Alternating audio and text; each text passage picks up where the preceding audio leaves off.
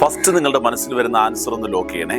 എന്റെ ചോദ്യം ഇതാണ്: ബന്ധങ്ങൾ ഊട്ടിയുറപ്പിക്കാനുള്ള ഏറ്റവും മേജർ ആയിട്ടുള്ള ഫാക്ടർ എന്താണ്? ചിലർ പറയും സ്നേഹമാണ്, പരിഗണനയാണ്, സപ്പോർട്ടാണ് എന്നൊക്കെ. പക്ഷെ ബന്ധങ്ങൾ ഡീപ്പാകാനുള്ള ഏറ്റവും വലിയ ഘടകമായി എനിക്ക് തോന്നിയത് അവൈലബിലിറ്റിയാണ്. ശ്രദ്ധിച്ചാൽ മനസ്സിലാകും, മനുഷ്യൻ അവന്റെ സ്വപ്നങ്ങളെല്ലാം നെയ്യുന്നത് അവൈലബിലിറ്റി കൂടുമ്പോഴല്ലേ. 99% ബന്ധങ്ങളും പരാജയപ്പെടുന്നത് സ്നേഹം കുറയുന്നതുകൊണ്ട് മാത്രമല്ല, അവൈലബിലിറ്റി കുറയുമ്പോഴാണ്. ചില മനുഷ്യർ ജീവിതത്തിലേക്ക് കടന്നു വരുന്നു, വലിയൊരു സ്പേസ് അവരുടെ ജീവിതത്തിൽ തരുന്നു, അതായത് അവൈലബിലിറ്റി തരുന്നു.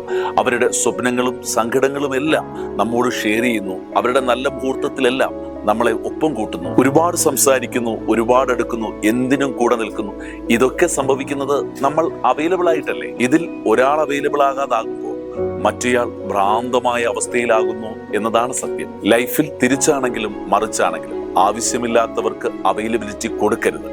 കൊടുത്തവർക്ക് അത് കൊടുക്കാതിരിക്കുകയും ചെയ്യരുത്. അത് അവരെ ഭ്രാന്തനാക്കും എന്നതാണ് സത്യം.